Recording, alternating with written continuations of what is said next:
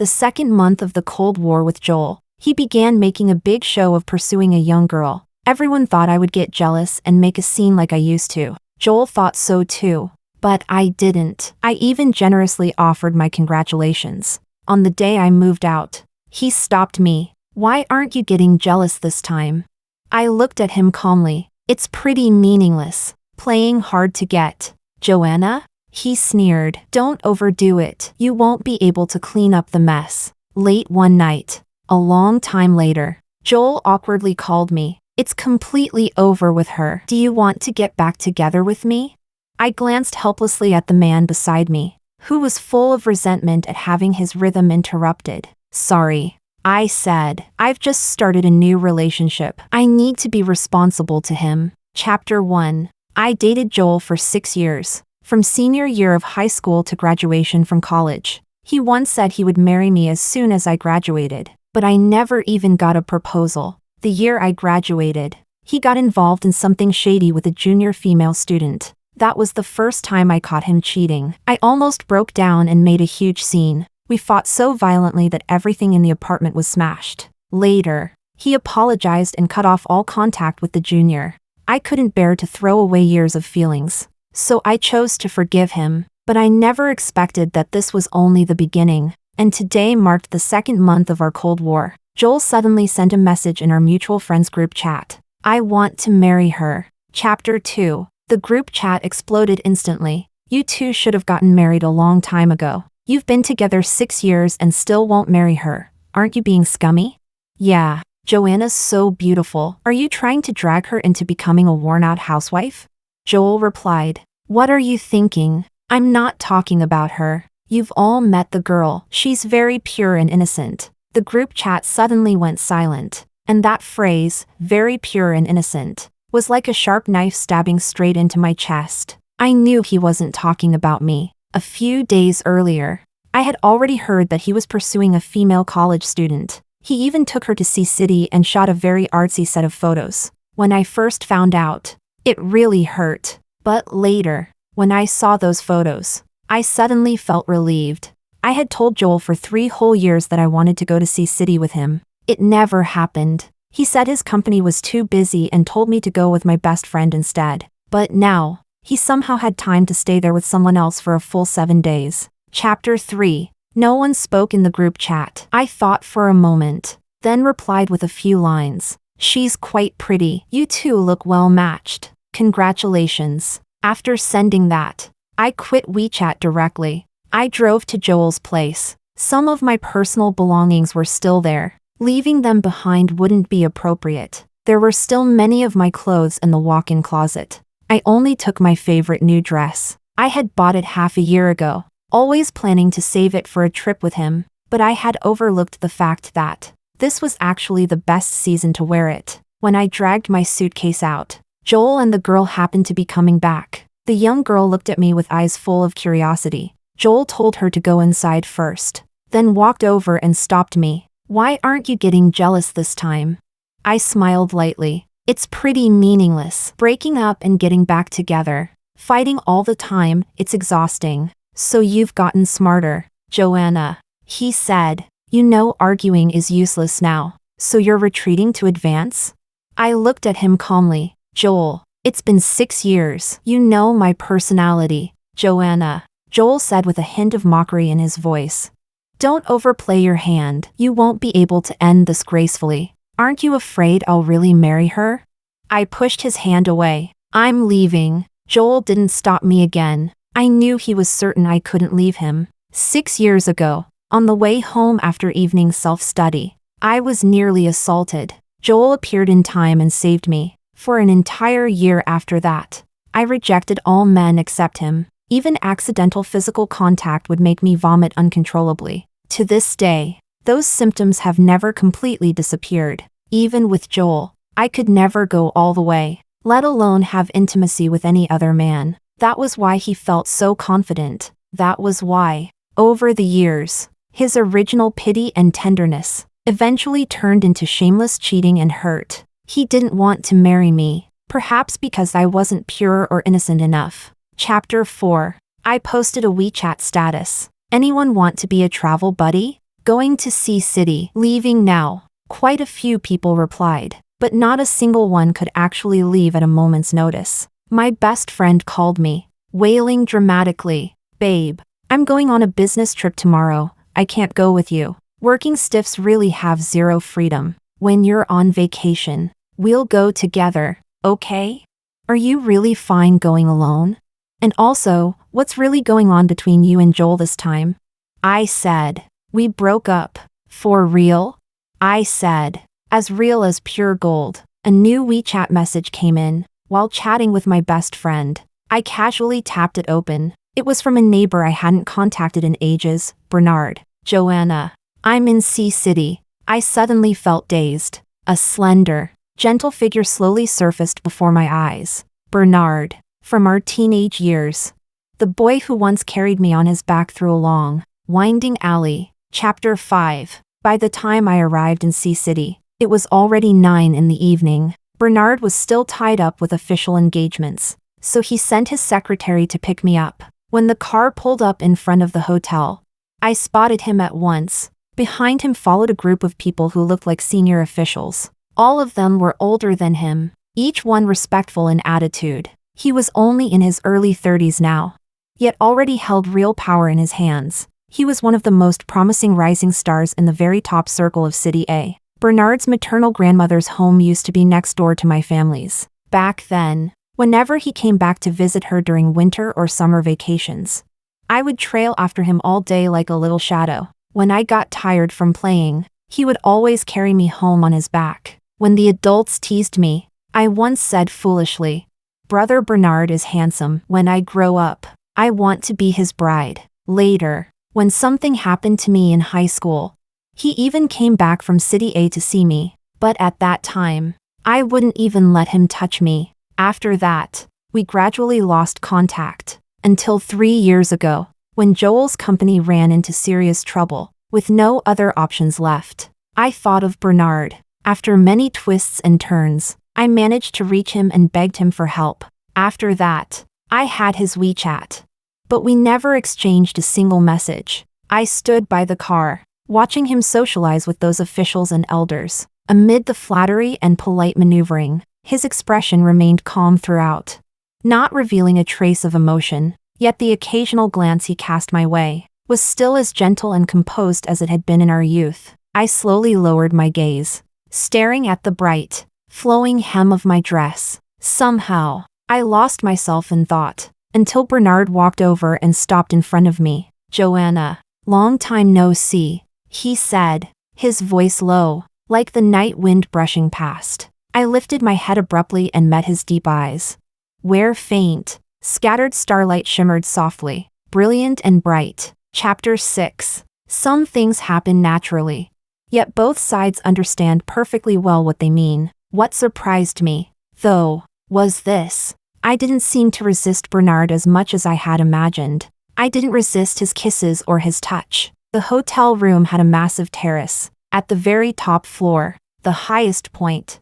As if one could easily reach out and touch the silver disk of the moon. The lights weren't on, yet everything was still clearly visible. Bernard's kiss fell on my forehead, then slowly moved downward. In the end, my fingers threaded into his thick dark hair, my knuckles turning pale as I pressed hard, choking back a sob as I stopped him. "Bernard, don't touch here." It was too dirty, truly dirty. So dirty that even Joel had been unwilling to touch it. Nightmarish memories resurfaced with cruel clarity. That man, reeking of filth, covering my mouth and nose, roughly yanking my hair, dragging me into that dead-end alley. He pulled down his pants and pinned me to the filthy ground where dirty water flowed. Just a little more, and my life would have been completely destroyed. It was Joel who appeared in time and saved me, and it was also him who, when even my parents felt disgusted and gave up on me, stood by my side and said he would stay with me forever.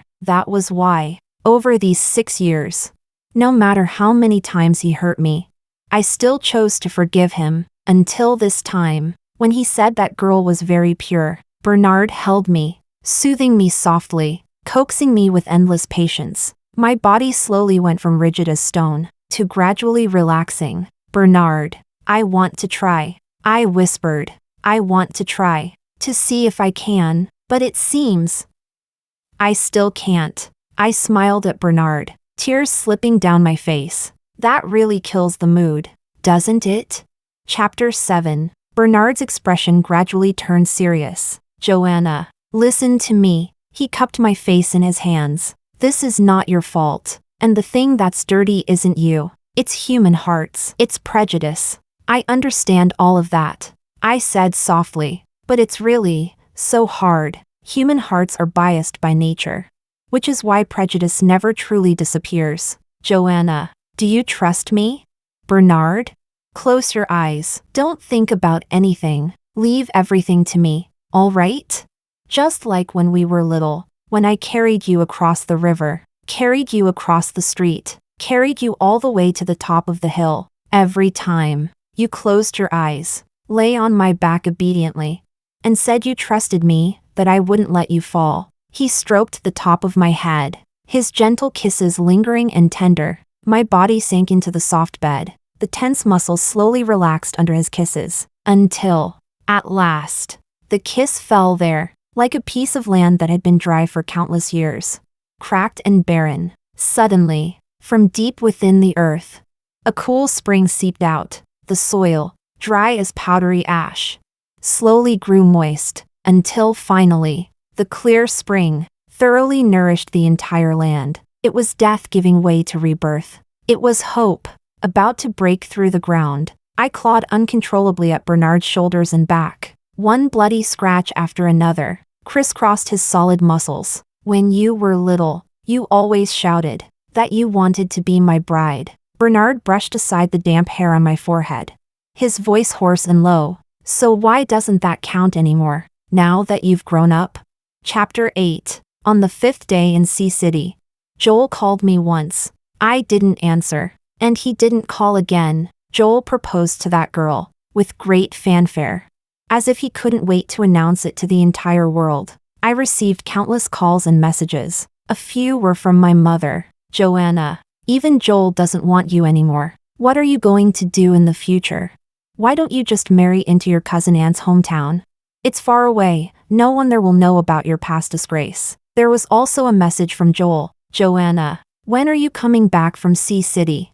I'll give you a wedding invitation. I didn't reply to any of them. I simply looked at Bernard in the distance, fully focused on handling official business. And slowly, I made up my mind. His future was bright. His career path was smooth and promising. He really shouldn't be entangled with someone like me. Even though none of it was my fault, the world would still use the stain to attack him, to hurt him. I couldn't bear to let him be treated that way. Chapter 9. Joel leaned back against the sofa. The girl in front of him was crying her eyes out. Yet he remained completely unmoved. You proposed to me just 3 days ago. Why are you suddenly breaking up with me now? Is it because of your ex-girlfriend? That filthy woman, what's so hard to let go of? Ah. Before she could finish speaking, she suddenly clutched her head and screamed. The sharp sound of a glass shattering rang out. Fragments sliced across her face and the back of her hand, and blood immediately began to pour out. But Joel still couldn't contain his rage. He kicked over the coffee table in front of him. Who the fuck do you think you are? He snarled. You think you're worthy of talking about her? The girl cried in terror, trying to defend herself. You said it. You said it yourself when you were drunk. You said she was assaulted. Even though it didn't go all the way, she was still dirty, and it disgusted you. Shut the fuck up. Joel raised his hand and slapped her hard across the face. Joel, don't let things get out of hand. His friends hurried forward to stop him. You and Joanna were together for so many years. If you still care about her, just swallow your pride and apologize. Those words really went too far. Joanna is innocent. She's a victim. Joel sneered, shaking off his friend's hand. Too far? She is a victim. Sure, but which word I said wasn't the truth? If I hadn't saved her, if I wanted her, tell me, what man in this world would marry a woman like that? What right does she have to sulk with me? Running off for so many days, pretty gutsy of her. Joel laughed coldly. I'll just watch her keep acting up. She'd better not come back begging me. Chapter 10. During the last 2 days in Sea City, Bernard postponed all his remaining official business. He accompanied me everywhere on purpose, taking me to many places. He bought me many more beautiful dresses. And, following my requests without the slightest impatience, he helped me take photos. At first, his photography skills were truly terrible, maybe because of the height difference. He always made me look short and awkward, perfectly split 50-50 like a stubby little person. But after I got angry twice, he managed to take photos of me beautifully. So you see, the difference between caring and not caring lies right here. Joel rarely took photos of me, and the few he did take were all misshapen and strange. We also rarely went out to have fun together. In the past, whenever I thought about it, I would inevitably feel a little sad. But in the end, I always managed to comfort myself. What more could I ask for? When the whole world thought I was dirty, it was Joel who stood firmly by my side. I just shouldn't have been greedy enough to hope that he would remain the same forever. Actually, I can understand his current way of thinking. After all, the Joel who is now successful in his career is no longer that troubled boy from back then, the one whose parents' marriage had fallen apart, and who, along with it, lost their favor and affection. I think I've truly let go now, and I've decided to put everything completely behind me. On the night before leaving Sea City, both Bernard and I got drunk. It was still that same room. The moon hung within reach above the terrace. Bernard carried me onto the bed. The room lights were off, with only silver moonlight spreading across half the space. When he kissed me, I closed my eyes. It felt as though I had returned to those carefree days of youth. I was always by Bernard's side back then, and whenever I got tired, I would rest on his back. As I gradually grew up, my girlish thoughts were always filled with his figure. Later, he went to high school, then college, and the time he spent away from me grew longer and longer. And then came that accident. I couldn't help but think hazily, if that accident had never happened, would I have naturally married Bernard? Joanna. Bernard braced his arms on either side of me, a faint trace of desire already tinting his gaze. If you feel uncomfortable, tell me. Chapter 11. The silver moonlight suddenly shattered. I abruptly gripped Bernard's arm, my fingertips digging deep into his taut muscles. Nightmarish images invaded my mind once again, just as my body instinctively began to turn cold and tense. Joanna. Bernard suddenly clasped my hand tightly, interlacing our fingers. Don't close your eyes. Joanna. Look carefully. It's me. I'm Bernard. I slowly opened my eyes, and Bernard's refined, handsome face came into view. His expression was restrained yet full of tenderness, his voice gentle but unwavering. The filthy, ugly images in my mind seemed to shatter instantly. He lowered his head and kissed my cold lips. Joanna, don't be afraid anymore. You don't ever have to be afraid again. Yet tears still slowly gathered in my eyes, then spilled from the corners, quietly soaking into my hair. But Bernard, I'm not afraid anymore. But it hurts. He tightened his grip on my hand, his kiss growing even gentler. Then I'll pull away. No. I clasped his long fingers tightly, locking them firmly into mine. Bernard, kiss me again. Okay. Chapter 12. That night, we were both utterly exhausted. Bernard kept worrying about me, always accommodating me, so he endured things especially hard. From beginning to end, he was always considering my feelings. I woke up earlier than Bernard. The sky hadn't fully brightened yet. In the faint morning light, I studied Bernard quietly. He had always been steady and composed since childhood. Now that he held a high position, that calmness was even more pronounced. Even in his sleep, he was disciplined and proper. As for me, in the middle of the night, I had squeezed him to the edge of the bed. When I woke up, one of my legs was still draped over his lower abdomen, and his hand was holding my foot. I've always had poor circulation, even in the heat of summer. My hands and feet turned cold in the middle of the night. I didn't wake him. I got out of bed very quietly. Joanna. Perhaps his palm suddenly felt empty. Bernard murmured my name in his sleep. I quickly leaned down and kissed him softly. I'm just going to the bathroom. Go back to sleep. Bernard seemed to open his eyes drowsily and glance at me. Then he sank back into sleep. I went to the bathroom, took a quick shower, and got dressed. Afraid of waking him, I didn't dry my hair. I picked up my suitcase and walked out of the room. When I closed the door, I couldn't help turning back for one last look. Bernard knew nothing, sleeping deeply, somewhere in the deepest part of my heart. A sudden, sharp pain struck, when a sour ache surged up my nose.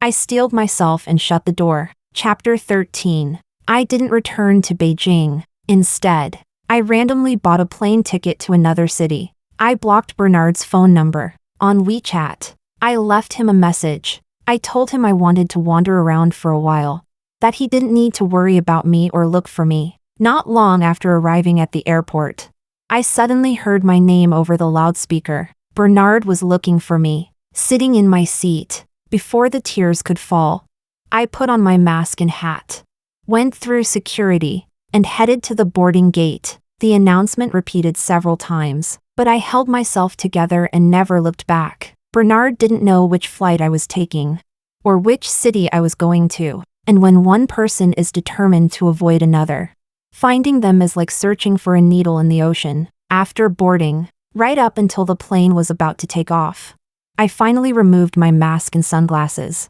My phone was full of messages, all from Bernard. I didn't reply to any of them. In the end, he sent a few more. No matter what, take care of yourself when you're out there. If anything happens, you can always contact me, Joanna.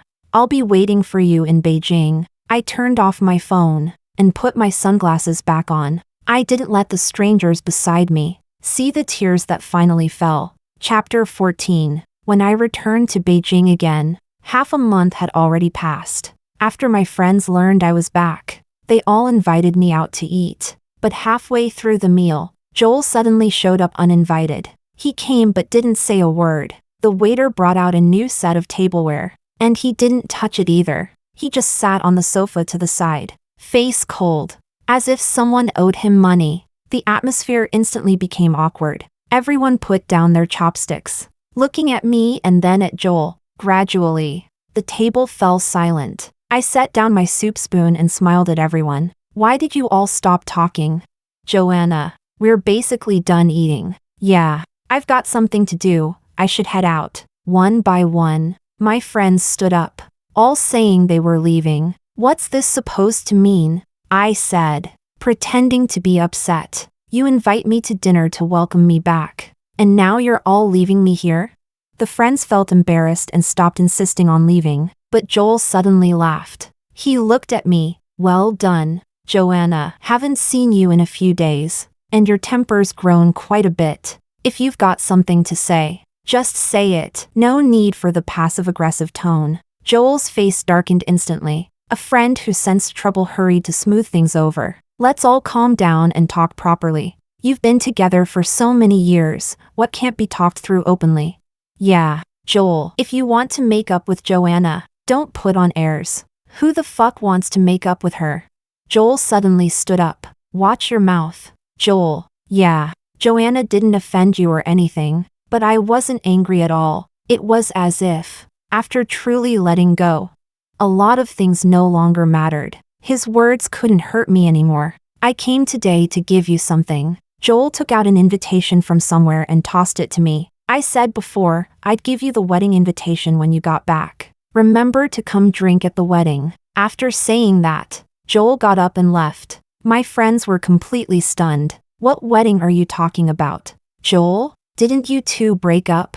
Yeah. Haven't you been split for half a month already? We broke up, so what? Can't we get back together? Joel laughed, carefree and unrestrained. Don't tell me you've never broken up and gotten back together while dating? Congratulations. Holding the invitation, I smiled sincerely. I'll definitely be there. I raised the invitation slightly. I'm really happy for you. The smile on Joel's face slowly turned cold. Joanna, when did you learn to say one thing and mean another?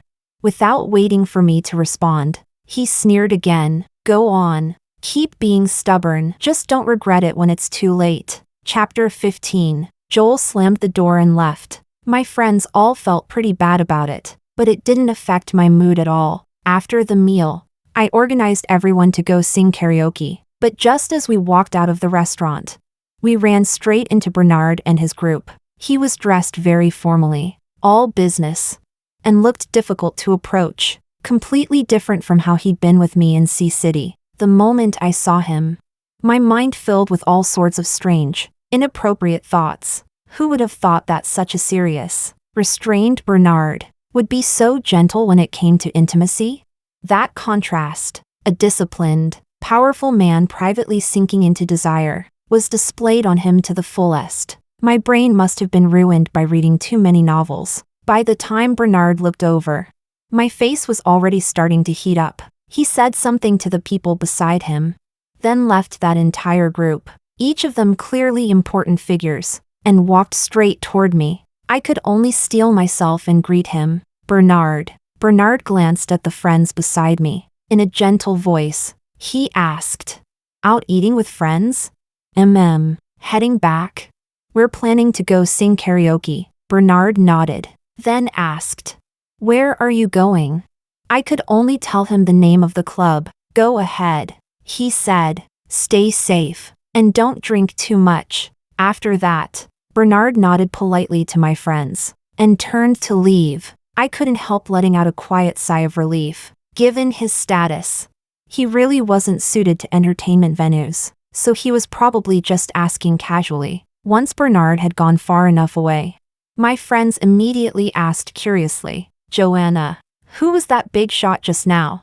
He looked pretty refined, but his presence was intense. I didn't even dare to speak. He's an older brother I knew back in my hometown. We haven't seen each other in years. Let's go. Bernard's identity was sensitive, and I didn't want to bring him any trouble. After all, when Joel ran into business trouble before, I had already asked Bernard for help once. Chapter 16. By the time we finished singing and came out, it was already quite late. We had all had a bit to drink and were getting ready to call a car to head home. Just as I stepped onto the roadside, a black sedan parked not far away suddenly flashed its headlights. Then the window rolled halfway down, revealing Bernard's face. Faintly weary, I froze for a moment, standing there without moving. Bernard had already called my name. "Joanna, come here." I could only say a quick goodbye to my friends and walk over to Bernard's car. "Get in. I'll take you home." "Bernard, I already called a car.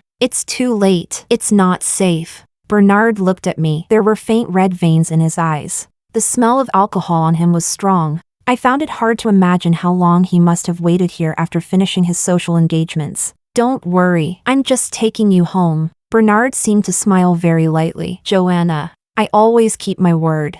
I couldn't find a way to refuse, so I got into the car. As expected, Bernard didn't disturb me at all during the ride. He seemed very uncomfortable from drinking too much. His eyes closed, his brows tightly knit. The driver did his best to keep the car steady, but halfway through the trip, Bernard still had to get out and vomit once. Mr. Bernard has a bad stomach, and he's had a lot of social engagements lately, the driver said to me in a low voice, then glanced at me. "You should try to persuade him a bit. He's not usually like this, and there aren't many people who dare to tell him not to drink. But during this period, Bernard almost never refuses a drink." "That's enough." Bernard swayed as he stood up and shot the driver a look. His voice was calm, but carried an unquestionable authority. "What nonsense are you talking about? Those engagements are unavoidable." The driver didn't dare say anything more, but I had a vague feeling that it had something to do with me.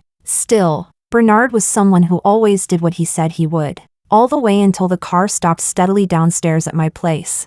He never once mentioned anything about Sea City. Only when I got out of the car did Bernard softly call my name. "Joanna." I instinctively turned back. In the dim light, Bernard leaned against the seat, his gaze calm like the sea, deep, steady, yet hiding undercurrents. I quickly looked away. "Bernard, you should go back and rest early too, and drink less in the future." Bernard smiled at me. "I only drink more occasionally when I'm in a bad mood." "Don't worry, I'll drink less from now on." Then I'm going upstairs." "Go on, I'll leave after you get home." I got out of the car, softly said goodbye to him, and turned to walk toward the building. I didn't look back, yet it felt as if I could still sense it. Bernard's gaze following me the whole time. Only after I entered the elevator did I lean against the wall and slowly let out a breath. Several strands of nanhong beads were wrapped around my left wrist. Beneath the beads were chaotic, mottled old scars. They had long since scabbed over and healed, so long ago. Yet at this moment, they suddenly began to ache faintly again.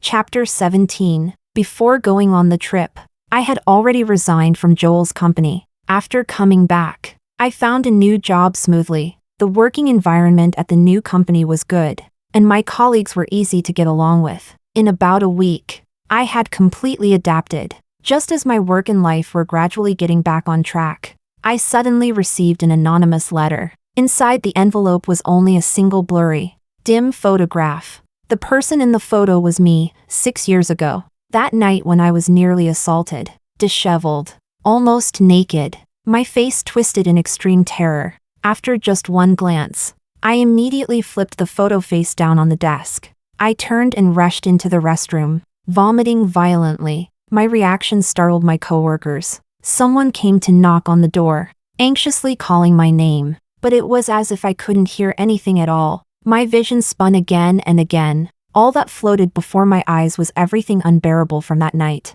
6 years had already passed. Why had the criminal who slipped through the cracks back then suddenly resurfaced? Joanna, are you okay? You really scared us just now. I walked out of the restroom with a deathly pale face and forced a smile at my coworkers. I'm fine, probably just an upset stomach. But in my current state, it was obvious I couldn't work anymore. The manager gave me a day off and told me to go to the hospital to get checked. I packed up my things and carefully put the photo away. Just as I reached downstairs outside the office building, I saw Joel. His expression was unusually serious, as if he were suppressing anger. The moment he saw me, he hurried over. Joanna, are you okay? Joel grabbed my arm. You look terrible. I received the photo. Joel, it's from that night. I was photographed. I spoke mechanically. The sunlight was glaring, yet my whole body felt ice cold. I didn't know how many photos that person had taken, or whether there were videos as well. If they were leaked, I didn't have the courage to face the public's gaze. And my parents, conservative and traditional, valued reputation above all else. They would absolutely not be able to accept something like this happening again. Joanna. Joel's face darkened completely. I received it too. And there was also a blackmail letter. I began to tremble uncontrollably. Joel, let's call the police. Chapter 18. There were no functioning surveillance cameras back then, so he wasn't caught. Now the technology is much more advanced. They'll definitely be able to catch him. Joanna, calm down first. I can't calm down. Joel, I have to call the police. I don't know how many people he sent those photos to. My tears poured out uncontrollably. Maybe right now, the whole world has already seen those photos. No, Joanna, I checked. Only you and I received them. There's no third person who got the photos. The other party only wants money. 2 million. Once the money is paid, he'll destroy all the photos and videos. Your parents are getting old. They won't be able to take it. It's just 2 million. Joanna, I'll pay him. I'll handle this. I promise it will end here, okay? Joel gently pulled me into his arms, coaxing me in a soft voice. Joanna, trust me, all right? But I still pushed him away. We've already broken up, and you're about to get married. These things are no longer your responsibility to help me with. I won't give him 2 million. I'm calling the police. After saying that, I wiped away my tears, took out my phone, and was about to dial. But Joel stopped me again. Joanna, your life has finally calmed down. You haven't needed to see a therapist for the past 2 years. I don't want you to be dragged back into a media storm again. You won't be able to handle it. He gripped my hand and brushed aside the string of beads. Look at your wrist. Joanna, you won't be lucky enough to be saved every time. Just consider the money as a loan from me. When you have money in the future, you can pay me back. 6 years ago, I saved you. Now that it's about you, of course I'll see it through to the end. Joel, I'm truly grateful to you for staying with me all these years, for helping me come through it. Really, Joanna, you don't need to thank me. You actually know this. I've never loved anyone else. Joel cupped my face, his tone unusually serious. Joanna, let's get back together. So many years of feelings I can't let go. And you can't either. Can you? Chapter 19. I didn't agree to Joel's request to get back together. But he didn't force me either. The matter of the photos seemed as if it had never happened. Everything returned to calm. Only, just as my emotions had finally begun to settle, my parents suddenly called me. Joanna, you must get married immediately. You can't delay any longer. I asked. Why? Why do you think? Your brother's girlfriend was already settled, and now it's falling apart because of you. They look down on him for having a sister like you. They're also afraid you won't be able to get married and will stay at your parents' home forever, dragging them down. Joanna, it's not that we don't love you, but our family only has your brother as the sole heir. If he can't get married and take a wife, I won't have the face to meet our ancestors even underground. What does my not getting married have to do with him? And all these years, have I spent even a single cent from the family? How am I dragging him down?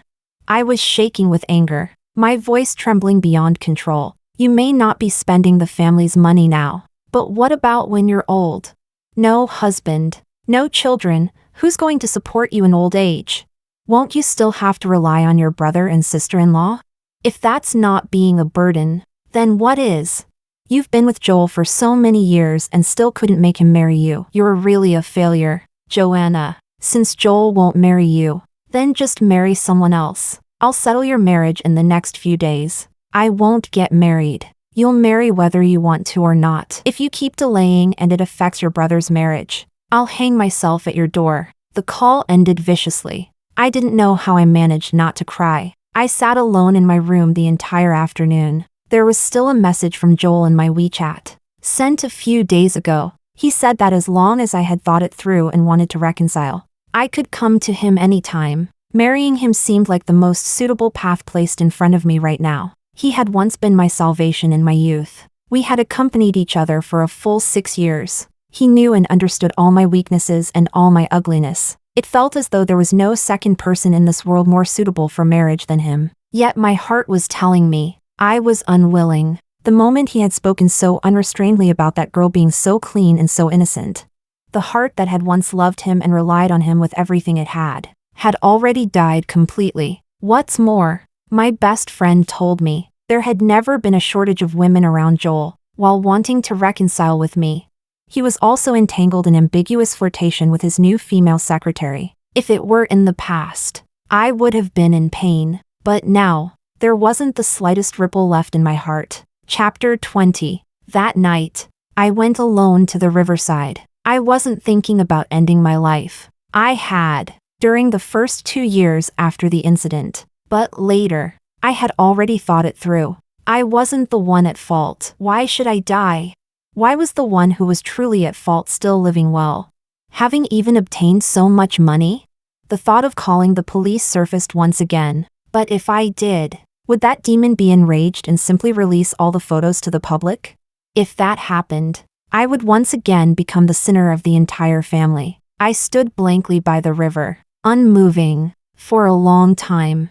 I hadn't realized at all that my behavior had already drawn the attention of passers-by. When the police arrived, I felt both embarrassed and guilty. I was deeply uneasy about having occupied public resources. Just as I was bowing repeatedly in apology, another low-profile black sedan sped over and stopped beside me. I looked over in surprise and saw Bernard. He must have rushed over straight from a dinner engagement. He was still dressed in a formal business suit. The usually composed, restrained man of high status now had his face filled with panic and tension. The moment he saw me, Bernard visibly let out a sharp breath of relief. Joanna. He strode over to me, grabbed my arm, and looked me over several times from top to bottom. Only then did he restrain his emotions and ask gently, "Are you okay?" I shook my head, feeling a bit ashamed. "I'm fine, Bernard. I was just standing here thinking about something and got lost in it. I didn't expect a kind passerby to call the police. It's good that you're okay." Bernard didn't say much more. "Go wait in the car first." I obediently got into the car. Bernard walked over and spoke with the police for a few moments before returning and getting in. "Bernard, if you have official business, you should go handle it. I can go back on my own. I'm not busy. I'll take you home." He hadn't been drinking, he had driven himself over. The whole way back. Neither of us spoke much. When we reached downstairs at my place, Bernard turned off the engine. Joanna, he said, let's talk. Chapter 21. We really did need to talk. After all, the two of us had once shared that kind of relationship in Sea City. I followed him out of the car and into the small garden. My grandmother called me today, Bernard said. She said your parents are arranging blind dates for you. In that instant, I felt my chest tighten with frustration. I'm not getting married. Even if I stay single for the rest of my life, I won't marry someone casually just to satisfy them. Bernard suddenly reached out and gently touched the top of my head. I told my grandmother already. Told her what? Bernard looked at me. His gaze was always calm and quiet, like the pale moonlight covering the world at that moment, capable of embracing everything. I told her I want to marry you, Bernard. She agreed. She was especially happy about it. No, that's not possible. This won't do. I jumped to my feet anxiously. Bernard, your career path is smooth. Your future limitless. You can't because of me, Joanna. Bernard suddenly smiled. When he smiled, faint lines appeared at the corners of his eyes. It was only then that I abruptly realized Bernard was already nearly 32. All these years, whenever there was news about him, aside from praise like young and accomplished, bound for greatness, and the like, no one had ever mentioned his personal romantic life. There had never been, not once, any gossip or scandal associated with him, although he had an older brother who was already married with children. Bernard's delayed marriage had long been a concern for his family. I'm very happy you said that, Bernard. I was a little confused, Joanna. Everything you said just now was out of concern for my future. Not that you don't like me. Bernard gently held my hand, but in my view, the only thing that could make me give up is precisely this reason. But Bernard, what about my past? Do you really not care? And even if you don't, what about your family? My eyes reddened as I gently pulled my hand free. Besides, I made a decision tonight. I want to call the police. That person sent anonymous letters and photos a few days ago. Joel gave him $2 million and chose to settle it quietly. But I still want to report it. Once I report it, old wounds will be dug up again. I know I wasn't at fault, but public opinion can be terrifying. I don't want to drag you down with me. Bernard's expression gradually turned serious. You're saying that person blackmailed you, and Joel paid him $2 million to smooth things over? Yes, I know he did it for my sake, afraid that bad publicity would resurface and that I wouldn't be able to handle it. But I've thought about it for a long time, and I still want to call the police. Why should the criminal get away scot-free and even walk off with a huge sum of money, while I have to suffer day and night? Bernard took my hand and started walking toward the car. Go get all the anonymous letters and photos. We're going to the police station right now. I can go by myself. Joanna, do you know something? Bernard's eyes were deep, yet filled with a pain that seemed bottomless. The thing I regret most in my life is that after what happened to you back then, I wasn't by your side. Every time I think about it, I even foolishly wish I could go back in time to stop all of this from happening. Bernard, this isn't your fault. Joanna, just let me stand by your side this once. Bernard closed his eyes, took a deep breath to steady himself, and held my hand even tighter. I know exactly what I'm doing. I also know what I'll be facing in the future. As long as you believe in me, none of it will be a problem. Chapter 22. Bernard took me to the police station to file a report. The man had just received a large sum of money from Joel. With such a concrete lead, the case would likely move forward quickly. Bernard took 2 days off and brought me back to his hometown to visit his grandmother. His grandmother gently cupped my face and reminded Bernard, since you've decided to be with Joanna, think it through carefully. Don't go digging up old grievances whenever something happens in the future. Bernard smiled, a little helpless. Grandma, am I the kind of person who digs up old scores? She shot him a glance. No, you're not. You just hold grudges. When Joanna was little and talked a bit more to another boy, you remembered it for 18 years. Grandma, Bernard couldn't sit still anymore. I'm going out for a cigarette. It was the first time I'd ever seen Bernard look a little flustered. I couldn't help laughing. Grandma, Don't tease Bernard. He's really good, really, really good. Then do you like him? Grandma asked with a knowing smile. I lowered my head and rested it on Grandma's knee, my heart filled with both sourness and sweetness. I didn't know how to answer. Joanna, Grandma knows what you're thinking. The gentle smile faded from the old woman's face as her gaze drifted toward the distance beyond the door. When I was young, the person I loved most was my aunt. She was beautiful, could sing folk songs, had jet black, thick hair, 2 braids that were especially pretty. All the young men from miles around liked her. She was engaged to the most handsome man in the village. But on the night before her wedding, the invaders took her away. Grandma's voice began to tremble. In those days, you don't need me to tell you what it meant for her to be taken by them. Later, the family exhausted every option, scraped together money, relied on connections, and finally rescued her. But she had already been ruined beyond recognition. Her fiancé broke off the engagement, and the villagers all pointed fingers at her. Even her own parents couldn't withstand the pressure and gradually grew resentful and dissatisfied. Later, she threw herself into the pond in the middle of the night and died. Before she died, I went to see her once. She asked me, "Little girl, was it really my fault?" Why, in their eyes, is a woman's chastity more important than her life? Once it's lost, does that mean death is the only choice?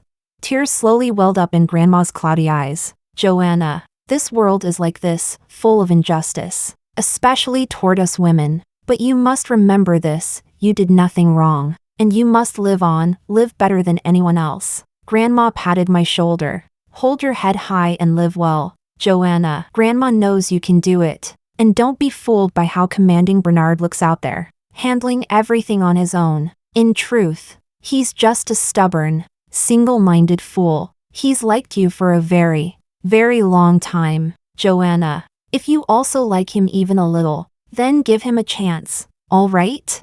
Chapter 23. I agreed with Grandma and started a relationship with Bernard, but the case still hadn't been fully resolved. And there was also the matter of my parents. If they found out about Bernard and me, who knew what kind of trouble they might stir up? After all, his family might be low-key, but they were truly far beyond reach. My parents were vain, and my younger brother was an idle, arrogant, spoiled rich kid. If he ever tried to leverage Bernard's family connections to do something inappropriate, even if Bernard's family didn't mind, I absolutely would not allow it. So I decided to keep everything hidden for the time being. I only shared it quietly with my closest best friend. She was silent for a long time, then sent me an incredibly long voice message. Joanna, if you end up marrying him, I won't even dare go to your place to hang out anymore. I already have to face leaders at work if I go to your place. I'd be facing a top leader. Boo-hoo. The pressure is enormous. I won't even be able to smile. And also, I seriously can't imagine you and your Bernard doing that kind of thing. I literally just saw him on the news the other day giving a report. He was so serious and proper. What's he like in private when he's with you? Is he still that strict? Wouldn't you be pitifully controlled all the time? I was just about to reply when Bernard pushed open the bedroom door. There was still a faint smell of alcohol on him, but he looked genuinely happy. How much did you drink? You smell like alcohol. I got up to meet him. Wrinkling my nose, Bernard suddenly pulled me into his arms. My face pressed against his coat. The fabric was stiff and structured, and besides the scent of alcohol, it smelled like the laundry detergent I always used. There was no messy, unfamiliar fragrance. I couldn't help rubbing against him lightly. What's going on? Something happy you want to share with me? Joanna, they've found him. The police have already contacted the local station and are preparing to make the arrest. When this is completely over, let's have our wedding. When Bernard said the last sentence, he cupped my face and leaned down to kiss me. For some reason, my best friend's words from earlier suddenly popped into my mind. I'd seen Bernard on television too.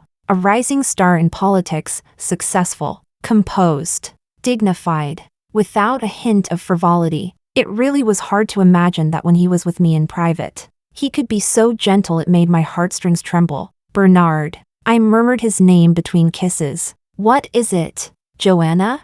I just looked at him without speaking. It's nothing. I stood on tiptoe and kissed him first. I pressed down the faint ache in my heart. I didn't tell him that these past few days. I often found myself thinking about the past. If that incident had never happened, would Bernard and I have naturally ended up together long ago?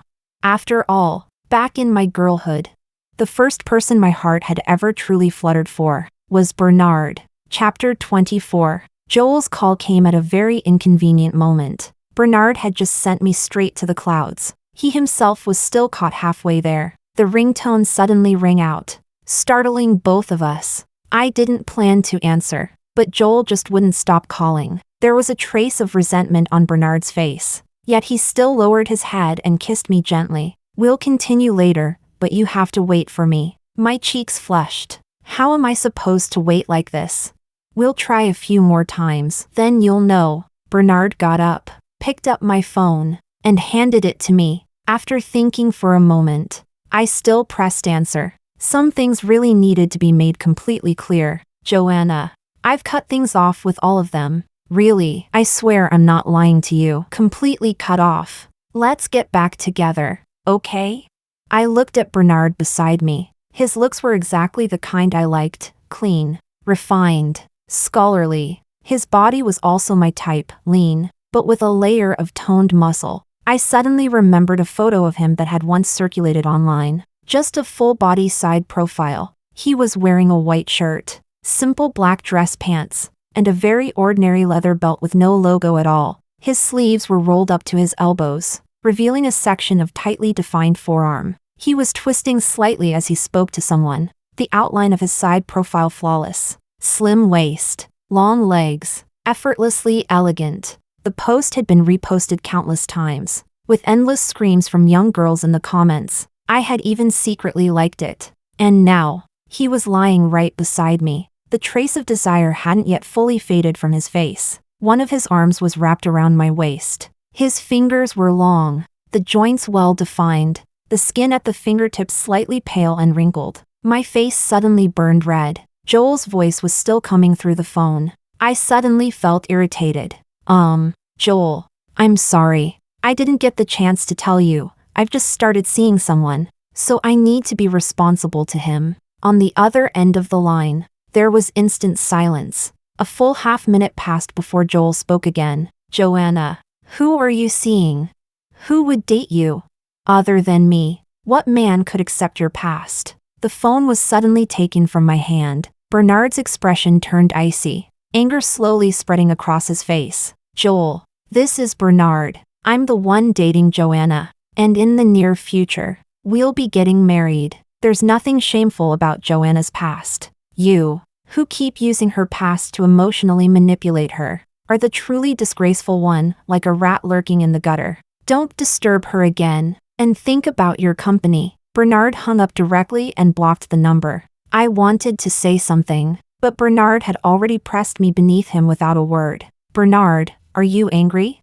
I asked very softly. If you wait for me later, I won't be angry anymore. I hugged him obediently, lifting my face to respond to his kiss. Okay, I'll wait for you. At the very end, Bernard was completely carried away by emotion. He kissed me deeply, and for the first time, he said those words to me. Joanna, I like you. My whole body trembled, my voice trembling too. I like you too, Bernard. Chapter 25. When the news of Joel's death reached me, I wasn't as shocked as I had thought I would be. Because before that, what had come to light was already enough to shatter my entire worldview. After that man was arrested by the police, during interrogation, flaws were uncovered. He quickly collapsed and confessed everything. It turned out that the incident back then had not been a random act by a monster. It had been deliberately orchestrated, and the one behind it all was Joel, a gloomy young man from a broken family,